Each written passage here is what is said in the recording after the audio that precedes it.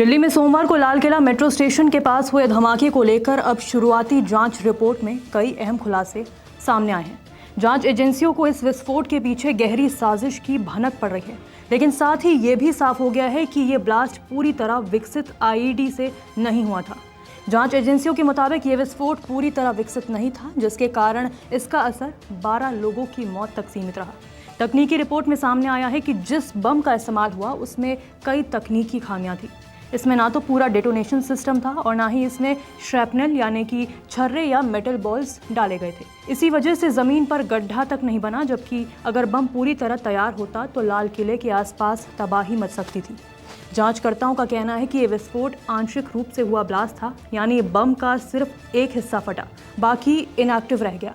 सूत्रों के मुताबिक शुरुआती जांच से पता चला है कि संदिग्ध ने कार को किसी निशाने या भीड़भाड़ वाले इलाके में नहीं टकराया, जो कि आमतौर पर फिदाइन हमलों में ऐसा देखा जाता है। सुरक्षा एजेंसियों का मानना है कि संदिग्ध ने शायद घबराहट में बम को समय से पहले एक्टिव कर दिया, जिससे विस्फोट कार के अंदर ही सीमित रह गया। ये भी देखा गया है कि विस्फोट से पहले कोई कॉल सिग्नल, ट्रिगर या अलार्म इस्तेमाल नहीं किया गया, जो आमतौर पर समन्वित हमलों का हिस्सा होता है। इससे संकेत मिलता है कि या तो प्लानिंग अधूरी थी या संदिग्ध खुद को बचाने की कोशिश में था।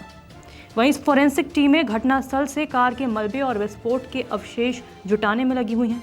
शुरुआती जांच में पता चला है कि बम में अमोनियम नाइट्रेट और पेट्रोलियम बेस्ड केमिकल का इस्तेमाल हुआ था, जो आमतौर पर घरेलू आईईडी में पाए जाते हैं। इन रासायनिक अवशेषों की पूरी रिपोर्ट आने के बाद ही ये तय होगा कि बम हाथ से तैयार किया गया था या किसी प्रोफेशनल नेटवर्क ने इसे सप्लाई किया था। जांच अब जम्मू कश्मीर के पुलवामा के रहने वाले डॉक्टर मोहम्मद उमर तक पहुंच गई है, वही व्यक्ति जो उस i20 कार को चला रहा था जिसमें यह धमाका हुआ। एजेंसियों को शक है कि उमर के तार हरियाणा के फरीदाबाद में पकड़े गए आतंकी मॉड्यूल से जुड़े थे। जानकारी के मुताबिक उमर के संपर्क में कुछ ऐसे लोग थे जिन्हें हाल ही में फतेहपुर तगा से हजारों किलो विस्फोटक के साथ पकड़ा गया था। सूत्रों के मुताबिक दिल्ली एनसीआर में लगातार बढ़ती छापेमारी और पुलवामा में हो रही कार्रवाई से घबराकर उमर ने जल्दबाजी में ये विस्फोट किया था। सुरक्षा विशेषज्ञों का कहना है कि अगर ये आईईडी पूरी तरह सक्रिय होता तो लाल किले से लेकर मेट्रो स्टेशन तक के इलाके में दर्जनों जानें भी जा सकती थी। ब्लास्ट की तीव्रता कम होने के कारण कार तो जलकर खाक हो गई, लेकिन आसपास के वाहनों और दीवारों को ज्यादा नुकसान नहीं हुआ।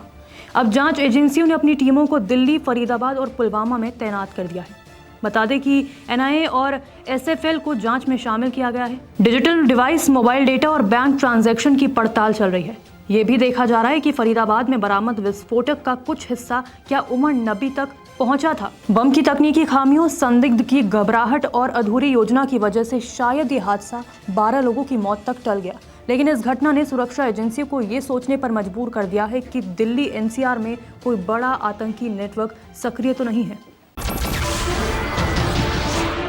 नमस्कार, मैं हूं मानक गुप्ता।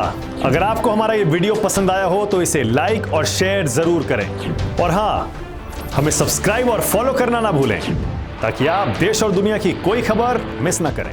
तो जुड़े रहिए हमारे साथ और देखते रहिए न्यूज़ 24।